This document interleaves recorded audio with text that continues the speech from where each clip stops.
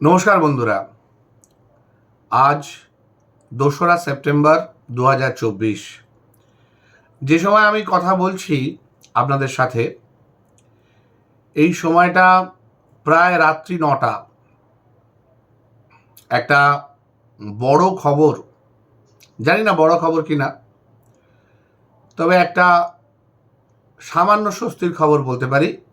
এইমাত্র পেলাম যে মাননীয় প্রাক্তন অধ্যক্ষ আর.জি.কর হাসপাতালের সন্দীপ ঘোষ ডাক্তারবাবু, উনি সিবিআই এর হাতে গ্রেপ্তার হয়েছেন। অনেকেই আনন্দিত, অনেকেই যথেষ্ট উল্লসিত বলা যায়। অনেকেই ভাবছেন যে লড়াইটা একটা মুখ পেল, একটা গতি পেল, একটা স্বস্তি পেল, একটা কি বলবো, লড়াইটার একটা সমাধান হলো।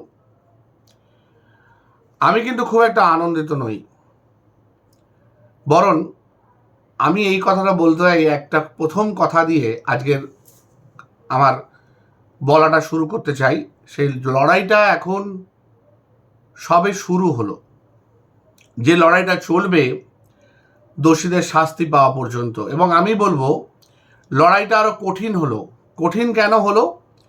যে গ্রেপ্তার হওয়ার পর কিন্তু আর জেরা করার জায়গা থাকবে না। সাধারণত গ্রেপ্তার মানে যে একটা কাস্টোডিয়াল হয়ে গেল, এরপর হয়তো জেল হেফাজত হয়ে যাবে, এবং জেল হেফাজত হয়ে যাওয়া মানে তার কিন্তু আর জেরার সুযোগ খুব একটা থাকবে না। যদিও আমি আইনজ্ঞ নই, আমার যদি কোনো ভুল হয় আমায় মার্জনা করে দেবেন। এবার এটার থেকে একটা জিনিসকে আমরা বুঝতে পারছি যে এই যে দীর্ঘদিন যবে থেকে সিবিআই হ্যান্ডওভার নিয়েছে, তবে থেকে একটা দীর্ঘ সময়, প্রায় 14-15 দিন হবে, আরো বেশি হবে বোধহয়, সঠিকটা আমার বলতে পারছি না। এই যে সিবিআই দপ্তরে নিয়মিতভাবে সন্দীপ বাবুকে ডাকা হতো, উনি আসতেন ভোরবেলা, সকালবেলা আসতেন, এবং রাত্রিবেলা প্রায় মধ্যরাতে উনি বাড়ি ফিরতেন। এই দীর্ঘ সময় যে ওনাকে জেরা করা হয়েছে, এই জেরা করার ফলে সমস্ত কথা বা ওনার কাছ থেকে যা যা জানার ছিল বা যে যে জিনিসগুলো প্রয়োজন ছিল সিবিআই এর, সবটা জানা হয়ে গেছে কিনা।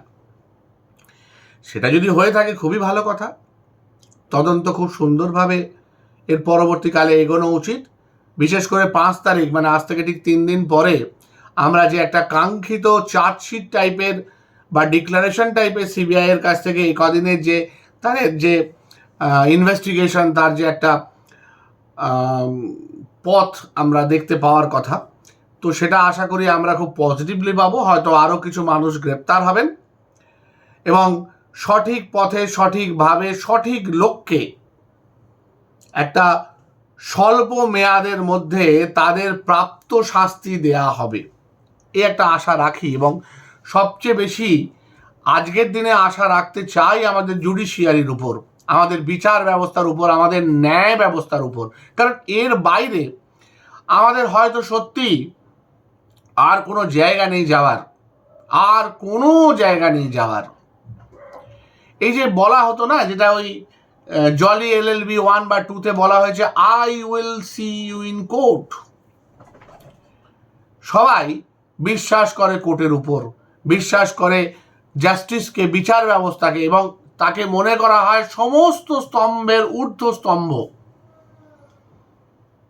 হয়তো এই কারণেই মনে করা হয়, কারণ যেখানে আমাদের সমস্ত কিছু গিয়ে থেমে যাচ্ছে, সেখান থেকেই বিচার ব্যবস্থা আমাদের জাস্টিসকে একটা পথ দেবে। আমাদের যে অভয়া, যে নির্ভয়া, যে নৃশংসভাবে খুন এবং হয়তো খুন পরবর্তী বা হত্যা পরবর্তী কালে ধর্ষিত হয়েছেন, তার যোগ্য জবাব পাওয়া যাবে, যোগ্য শাস্তি পাওয়া যাবে। আমি বলেছিলাম 1 তারিখ থেকে 5 তারিখ এই রায় আসার আগে পর্যন্ত আমরা শুধু হত্যাটা নিয়ে আলোচনা করব, কথাবার্তা বলবো। এই হত্যাটার কিন্তু কারণে সন্দীপবাবু অ্যারেস্টেড হননি। উনি অ্যারেস্টেড হয়েছেন 2023 সালে ওনার বিরুদ্ধে কিছু অর্থনৈতিক দুর্নীতি, যেটা সেই সময় 2023-এর কোনো একটা মাসে একজন ডেপুটি সুপার কমপ্লেন হিসেবে সেখানে বলেছিলেন, সেই জায়গার সেই তথ্য প্রমাণের ভিত্তিতে কিন্তু উনি অ্যারেস্ট হয়েছেন। উনি কিন্তু এই হত্যার, নির্ভয়া বা তিলোত্তমার হত্যার, যাকে কেন্দ্র করে আমরা এই আন্দোলন শুরু করেছি, হ্যাঁ, দুর্নীতি নেক্সাস, সেই নেক্সাস ভাঙা এই তদন্তের একটা দিক বা এই জাস্টিসের একটা দিক নিশ্চয়ই, কিন্তু আমরা, অন্তত আমি মূল দিক থেকে কিন্তু কোনোদিন সরছি না। এবং মূল দিক থেকে সরবো আমি সেদিন যেদিনকে এই দিকটাতে যথাযোগ্য বিচার হয়ে যথাযোগ্য শাস্তি পাবে দোষীরা। তার আগে পর্যন্ত কিন্তু আমি অন্তত এই বিচারটাকে সুবিচার বা এটাকে সঠিক জাস্টিস বলতে পারবো না। আমার মনে হয় কারোরই বলা উচিত না। এবার আসা যাক আমরা গতকাল দিয়ে যে আলোচনাটা শুরু করেছি তার উপর। সিবিআইয়ের পথে এগোচ্ছে। আমরাও আমাদের কাকাবাবু, সন্তু, শরদিন্দু বন্দ্যোপাধ্যায় লেখা ব্যোমকেশ, অজিত, এদিকে ফেলুদা, তপসে, এদেরকে নিয়ে একটু একটু করে এগিয়ে যাই। একটা অদ্ভুত ব্যাপার, সেটা হচ্ছে এই গোটা সমস্যার একটা মূল জায়গায়, এই হত্যার পিছনে সবচেয়ে গুরুত্বপূর্ণ যে জায়গাটাতে প্রচুর ম্যানিপুলেশন হয়েছে বলে মনে হয়, সেটা হচ্ছে সময়, টাইম লাইন। একটা সময়ে আমাদের অভয়া ফোন করছেন তার প্রেমিককে, তার যে হবু স্বামী তাকে, তার কিছুক্ষণ পরে ফোন করছে বাড়িতে, তারপর বন্ধুদের সাথে ডিনার করছে, তারপর শুতে যাচ্ছে চেস্ট মেডিসিনের সেমিনার রুমে একা। তারপর থেকে একটা দীর্ঘ সময় তার কোনো খবর পাওয়া যাচ্ছে না। তারপর আবার শুরু হচ্ছে সকালবেলা 9:45 পুলিশের হিসেব মতো প্রথমবার কেউ ফোন করে জানায় যে একটি আনকনসাস দেহ পাওয়া গেছে চেস্ট মেডিসিনের সেমিনার রুমে। 10:53 প্রথমবার ফোন আসে বাবা মার কাছে, এবং অদ্ভুতভাবে যে ঘাট সার্টিফিকেট এখনো পর্যন্ত পাওয়া গেছে মৃতার, আমাদের বোনের, সেখানে সেই শ্মশানের ঘাট সার্টিফিকেটে লেখা আছে মৃত্যুর টাইম দুপুর 12:44, 9 অগাস্টে। কি ব্যাপারটা দাঁড়ালো বলুন তো? বাবা মা জানতে পেরে গেল যে মেয়ে মারা গেছে, তার আগে কনফার্ম হয়ে গেল 9টা সাড়ে 9টার সময় যে চেস্ট মেডিসিনের সেকেন্ড ইয়ার পিজিটি তিলোত্তমা বা অভয়া, সে নৃশংসভাবে খুন হয়েছে বা আত্মহত্যা করেছে। অথচ 12:44 তার ডেথ সার্টিফিকেটে তার মৃত্যুর সময় লেখা হলো, যেখানে পোস্টমর্টেম হয়েছে এবং পোস্টমর্টেমে পরিষ্কার বলা হয়েছে 3টে থেকে 4টে এই সময়ের মধ্যে তার মৃত্যু হয়েছে। তো পোস্টমর্টেমের টাইম কেন ফলো করা হলো না? সেখানে এরকম অদ্ভুত টাইম দেয়া হলো কেন ঘাট সার্টিফিকেটে? এর কোনো সদুত্তর কিন্তু এখনো পর্যন্ত আমরা পাইনি, মনে হয় পাবো না। এবার এখানে একটা প্রশ্ন জাগে, সেটা হচ্ছে পোস্টমর্টেম হওয়ার পর যে দেহটা বেরিয়েছিল, সেই দেহটাকে এত তড়িঘড়ি করে পুড়িয়ে ফেলার কি প্রয়োজন ছিল? খুব তাড়াতাড়ি সেটা পোস্টমর্টেমের ওখান থেকে নিয়ে যাওয়া হয়েছিল বাড়িতে, বাবা মা পৌঁছায়নি, মিনিট 10 রাখা হয়েছিল। তখন বাবা মার সামনে, বাবা মার পিছনে, তখন বাবা মার গাড়ি চলছে, বাবা মার পিছনে তখন রিপোর্টাররা হাতে মাইক নিয়ে ছুটছে। বাবা মা বলছে আমার মেয়েটাকে নিয়ে চলে গেল। শ্মশানে গিয়ে বাবা মা তখনও পৌঁছায়নি। তার ওই ঘাট সার্টিফিকেটের ফর্ম ফিল আপ করলেন তৎকালীন সেখানকার কাউন্সিলর শ্যাম বন্দ্যোপাধ্যায়। তিনি কাউন্সিলর ফর্ম ফিল আপ করলেন আর এই সমস্ত টাইমের এদিক ওদিক লিখলেন, এবং তিনি নিশ্চয়ই কোনো একটা ডকুমেন্ট থেকে লিখেছিলেন, যে ডকুমেন্টসে লেখা ছিল মৃত্যুর সময় দুপুর 12:44, কারণ তার তো আরজি করে কি ঘটেছে সেই মৃত্যুর সময় জানার কথা নয়। এই যে পুরো ব্যাপারটা প্রত্যেকটা জায়গায় সময়ের গরমিল থেকে অনেকগুলো প্রশ্ন চলে আসতে পারে। 1 নম্বর, আমার প্রশ্ন, আমি এইগুলোর উত্তর জানতে চাই, যদি আমাকে কেউ কখনো প্রশ্ন করার সুযোগ দেয় তাহলে আমি জানতে চাই যে 1 নম্বর,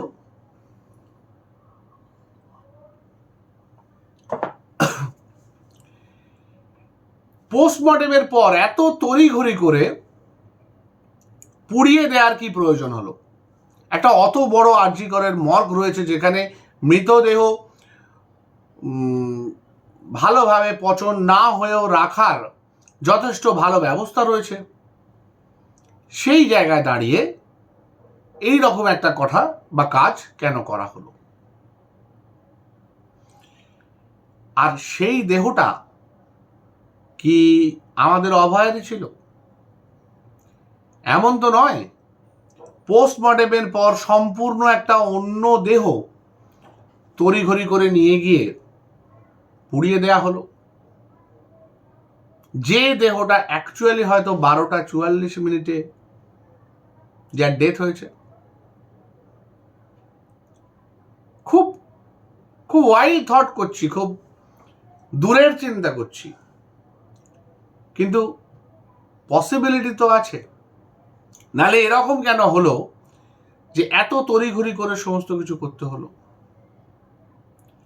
2 নম্বর যে পয়েন্টটা করছি, 10:53 বা তার পরবর্তীকালে মা বাবার সাথে সেই দিনকের যে কনভারসেশন, সেই কনভারসেশনের যে ভাইরাল অডিও লিক হয়েছে, সেই অডিও লিকের সত্যতা আমি জানি না, কিন্তু যদি সেই অডিও সত্য হয় তাহলে একটা জিনিস বলতে হয় যে তারা কি আগেই জানতেন তাদের মেয়ে মারা গেছে? তা না হলে তাদের কথাবার্তার মধ্যে কেমন যেন একটা অবাক হওয়ার অভাব রয়েছে বলে মনে হয় না? আমাদের একমাত্র সন্তান, সে নৃশংসভাবে খুন হয়েছে, যাকে সুপার বলছে অসুস্থ হয়ে পড়েছে, তারপর বলছে মারা গেছে, আত্মহত্যা করে থাকতে পারে বা এমনি মারা গিয়ে থাকতে পারে, এরকম একটা কথা মহিলা ডেপুটি সুপার উনি বলছিলেন ফোনে, যেটুকু আমরা শুনেছি সেই ভাইরাল অডিওতে। উল্টো দিকে যে দুটো মানুষ, বাবা মা যারা রেসপন্স করছেন, তাদের মধ্যে তাদের একমাত্র সন্তানের আকস্মিক চলে যাওয়া নিয়ে খুব আকস্মিকতা কিন্তু গলাতে আমার অন্তত লাগেনি। আমি ভুল হলে ক্ষমা করে দেবেন, কারণ ওনাদের থেকে বেশি দুঃখ তো কেউ পায়নি, সুতরাং ওনাদের সম্পর্কে এই কথাগুলো বলাটাও আমার হয়তো খুব ধৃষ্টতা হচ্ছে, কিন্তু যেটা আমার মনে হয়েছে আমি সেটা বললাম। আমার কিন্তু অন্য কিছু মনে হয়নি। আমার মনে হয়েছে যে ওনারা হয়তো অনেক আগেই জানতে পেরেছিলেন যে ওনাদের মেয়ে আর বেঁচে নেই। কার কাছ থেকে কি মারফত জানতে পেরেছিলেন আমি জানি না। পুলিশ যখন বা ডেপুটি সুপার যখন ফোন করেছেন, তার হয়তো অনেকটা আগে ওনারা জানতেন ওনাদের মেয়ে আর বেঁচে নেই। এবার এখানে 3 নম্বর প্রশ্ন আসে যে যদি তারা জেনে থাকেন তাহলে কার কাছ থেকে জেনেছেন? এটা কেন বলছি আরো, কারণ আমি জানি না ওনাদের ফোনে অটো রেকর্ডিং অপশন অন করা ছিল কিনা, ওনারা এতটা মোবাইল ভালো হ্যান্ডেল করতে পারেন কিনা। আমি তো ব্যক্তিগতভাবে আমি জানি না কিভাবে অটো রেকর্ডিং সেট করতে হয় মোবাইলে। হতে পারে ওনাদের মেয়েই হয়তো সেটা সেট করে দিয়েছিলেন কোনো কারণে কখনো। না হলে ওনারা প্রত্যেকটা ফোন কল কি করে ওনারা রেকর্ড করলেন প্রথম সময় থেকেই? নাহলে বলতে হয় ওনারা সমস্ত ফোন কল রেকর্ড করতেন, মানে অটো রেকর্ডিং মোড করা ছিল। সেটা যদি না হয় তাহলে ওনারা আগে থাকতে জানতে পেরেছেন এবং তার সাথে ওনারা ঠিক করে নিয়েছিলেন বা ওনাদেরকে বলা হয়েছিল যে এরপর থেকে যে কটা ফোন আসবে সে কটাগুলো রেকর্ড করতে।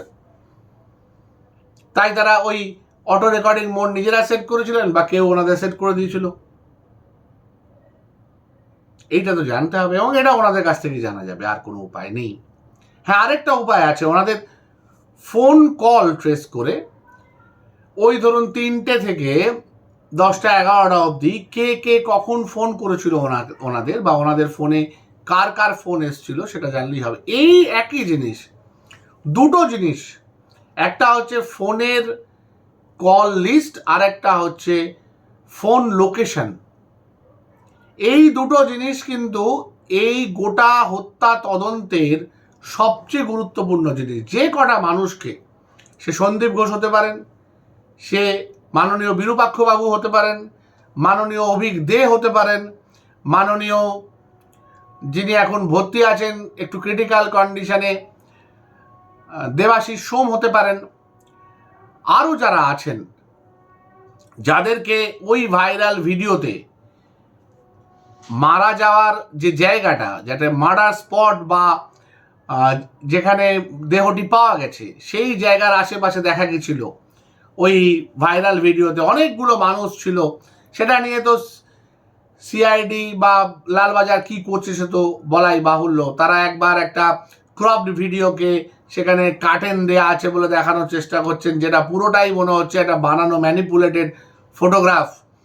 হ্যাঁ, একটা নর্মাল ছবিতে সেখানে একটা মানুষ যার বেগুনি জামা দেখা যাচ্ছে, আর একটা ছবিতে দেখা যাচ্ছে না। সেই বেগুনি জামা যিনি, তাকে প্রশ্ন করা হচ্ছে, সে বলছেন আমি ওখানে ওই দিনকে গিয়েছিলাম, অথচ সেটা পুলিশের যে ছবি তাতে তিনি মিসিং। পুলিশ যে কী করছে সে তো সেটার জন্য তো একটা এপিসোড, কারণ 4-5টা এপিসোড লাগতে পারে।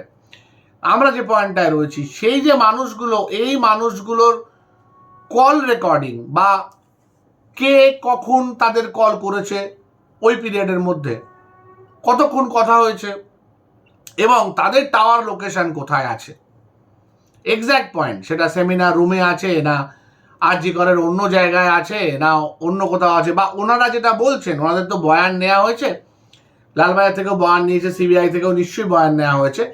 এই দুটো ম্যাচ করলে কিন্তু অনেক এই সময়ের জটিলতার সমাধান হয়ে যাওয়া সম্ভব। এবং আমার মনে হয় সিবিআই এর লোকজন যারা খুব বরিষ্ঠ অভিজ্ঞ সমস্ত ইনভেস্টিগেটর, তারা নিশ্চয়ই এগুলোকে খুব সুন্দরভাবে করছেন। কিন্তু আজকে যে অ্যারেস্টটাতে আমি খুশি হইনি, তার কারণ হচ্ছে এই অ্যারেস্টটা কিন্তু এই মার্ডারের কারণে নয়। এখনো পর্যন্ত এই মার্ডার বা হত্যার জন্য একটি মাত্র মানুষকে অ্যারেস্ট করা হয়েছে, সন্দীপ ঘোষকে কিন্তু এই মার্ডারের কারণে অ্যারেস্ট করা হয়নি। আমি কিন্তু এই মার্ডারটি নিয়ে বেশি কনসার্ন, যেটার মোটিভ এখনো পর্যন্ত আমার কাছে অধারা। কানাঘুষো অনেক কিছু শুনছি, অনেকগুলো মানুষ সেদিনকে একসাথে করেছিলেন, ওকে হত্যা করে সকলকে শিক্ষা দেওয়ার একটা চেষ্টা করা হয়েছে। দেখো, আমাদের কথা না মানলে, আমাদের সঙ্গে না চললে, এই নেক্সাসে না ঢুকলে তোমাদের সবার এই হাল হতে পারে। মানে ওর শরীরটাকে যেন একটা এক্সাম্পল করে সবার কাছে প্রমাণ করা, যেমনটা বিভিন্ন কি বলবো মৌলবাদী দেশগুলোতে করা হয়, যে রাস্তায় ফাঁসি দেওয়া হয় বা রাস্তায় লোকজনকে হাতে ইঁট দিয়ে তাদেরকে ছুঁড়ে ছুঁড়ে মারা হয়, এটা বোঝানোর জন্য, মানে এইভাবে পানিশমেন্ট দেওয়া হয় এটা বোঝানোর জন্য যে দেখো এই ধরনের কাজে আমরা কতটা ভয়াবহ এবং নৃশংস শাস্তি দিতে পারি। ঠিক এই রকমভাবে আমাদের অভয়াকে যেন হত্যা করা হয়েছে এবং তার শরীরটাকে নিয়ে এইরকমভাবে বিকৃত করা হয়েছে, তার জীবদ্দশায় বা তার মৃত্যুর পর তার সমস্ত হাড় পেলভিস ভেঙে দেওয়া হয়েছে, এটা প্রমাণ করার জন্য যে আমাদের কথা না শুনলে, আমাদের মতো করে না চললে তোমারও এই হাল হতে পারে। সুতরাং আমাদের সাথে থাকো, আমাদের কথা শোনো, আমাদের চাঁদা দাও, আমাদের মতো করে চলো। এইটা যেন নেক্সাস থেকে বোঝানোর চেষ্টা করা হয়েছিল, যে নেক্সাসের পান্ডা হচ্ছে মাননীয় ডাক্তার সন্দীপ ঘোষ। কিন্তু এই নেক্সাসটাকে প্রোটেক্ট করাই হচ্ছে মূল কাজ। সেটা খুব সিনসিয়ারলি পুলিশ করেছে এবং পুলিশের মদতে স্বাস্থ্য দপ্তরের বিভিন্ন সেকশন, ফরেন্সিক জায়গা এবং যে জায়গাগুলো পিডাব্লিউ ভেঙেছে, সমস্ত জায়গা কিন্তু পুলিশের মদতে, প্রচ্ছন্ন বা প্রকট মদতে এই কাজগুলো করা হয়েছে। এটার কিন্তু কোনো সমাধান এখনো পর্যন্ত আমরা দেখতে পাইনি। তাই প্রথম যদি এইটা সন্দীপ ঘোষের গ্রেপ্তারিটা যদি প্রথম পদক্ষেপ হয় এই মার্ডারের দিকে, দ্বিতীয় পদক্ষেপ হবে সর্বোচ্চ পুলিশ প্রশাসনে যিনি আছেন মাননীয় পুলিশ কমিশনারকে গ্রেপ্তার করে সিবিআই এর জেরা। একইভাবে আমি কাল থেকে দেখতে চাই যে ঠিক এইভাবে মাননীয় পুলিশ কমিশনার সিবিআই হেফাজতে আসছেন যাচ্ছেন, আসছেন যাচ্ছেন, জেরা হচ্ছে। কদিন আমি জানি না, ওনাকেও একইভাবে জেরা করে গ্রেপ্তার করার কথা।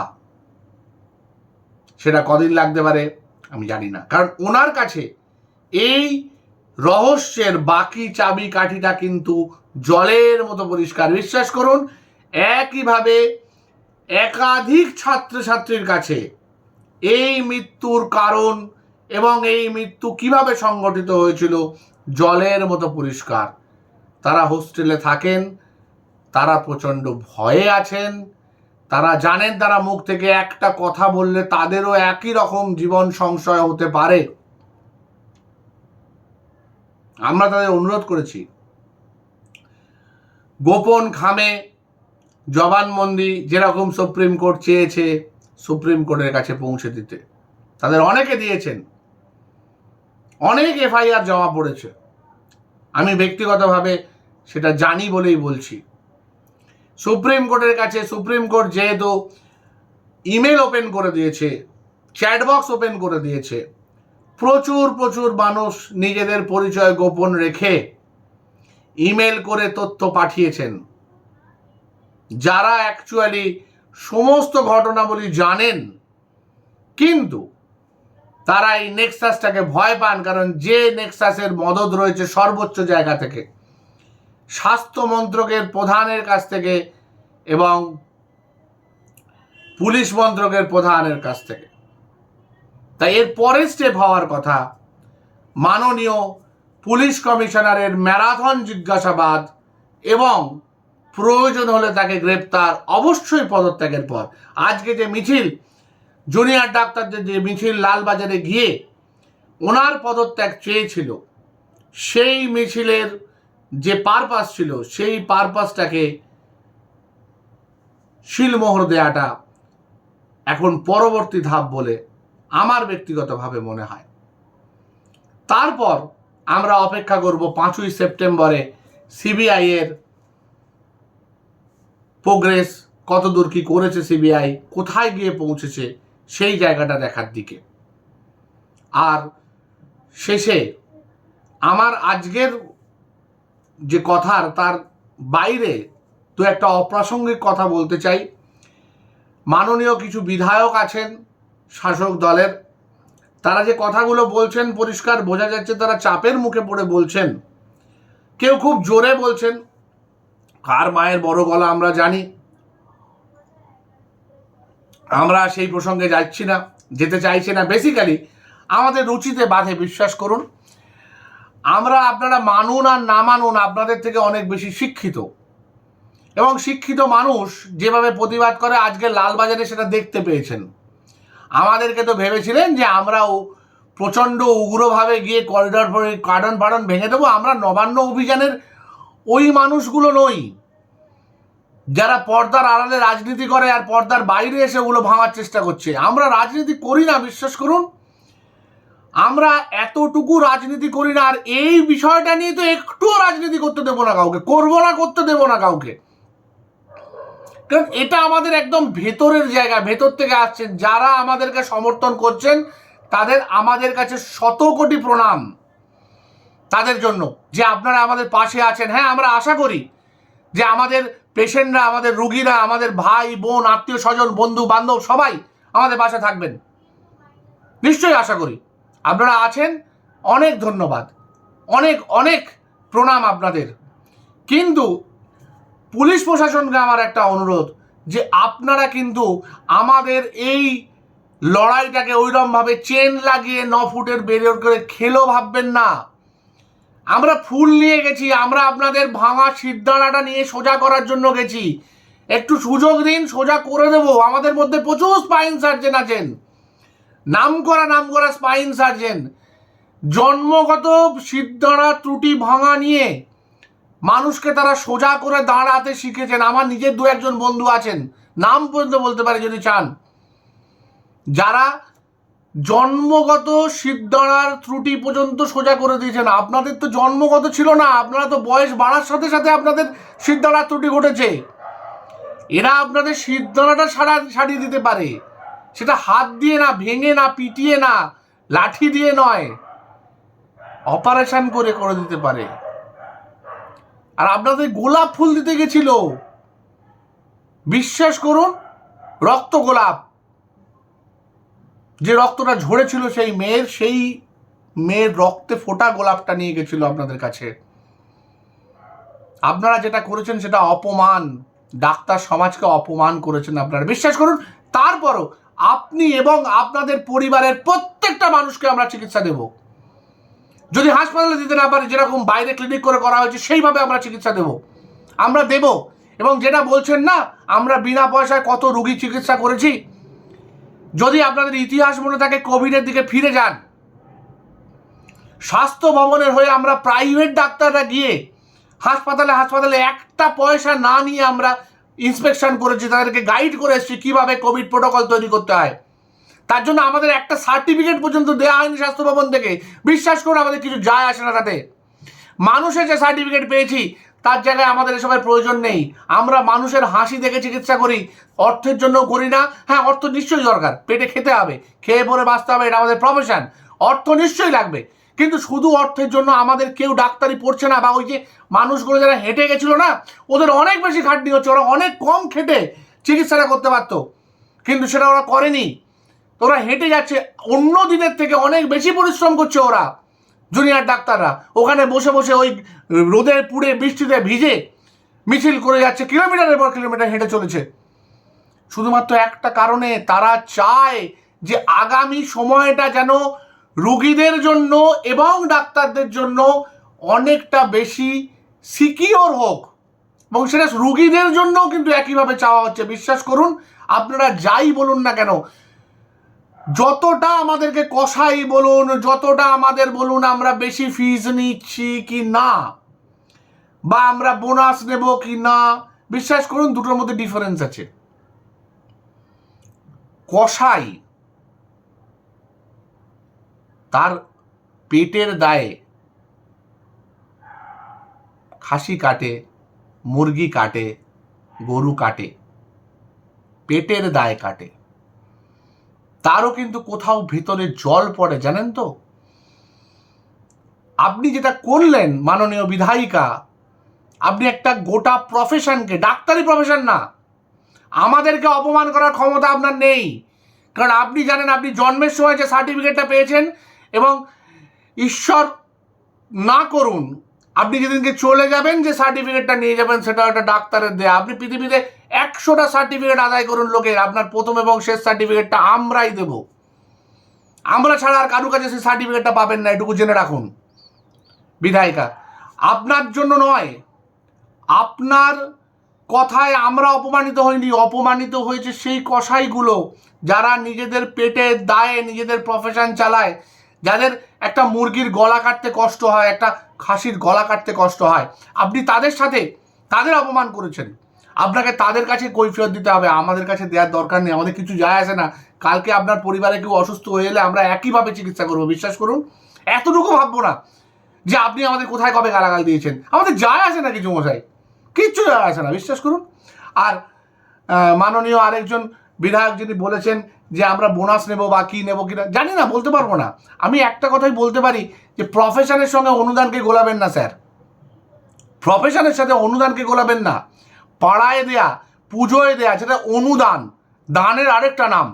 লক্ষ্মী ভাণ্ডার একটা দান, আর মাইনে হচ্ছে একজনের রোজগার করা, একজনের ঘাম ঝরানো পয়সা কাজের একটা স্বীকৃতি, যাদের পেট চলে। মাইনে আর দানকে গোলাবেন না। দান মানে এক ধরনের ভিক্ষা, যে ভিক্ষাটা লক্ষ্মীর ভাণ্ডারে দেয়া হচ্ছে, যে ভিক্ষাটা ক্লাবগুলোকে দেয়া হচ্ছে, সেটা ভিক্ষা, সরকারের দেয়া ভিক্ষা, আমাদের ট্যাক্সে দেয়া ভিক্ষা। বিরাট বড় লোক সরকার আমাদের, দুনিয়ার লোককে ভিক্ষা দিয়ে যাচ্ছে, কোনো অসুবিধে নেই, সবাইকে ভিক্ষুক করুন।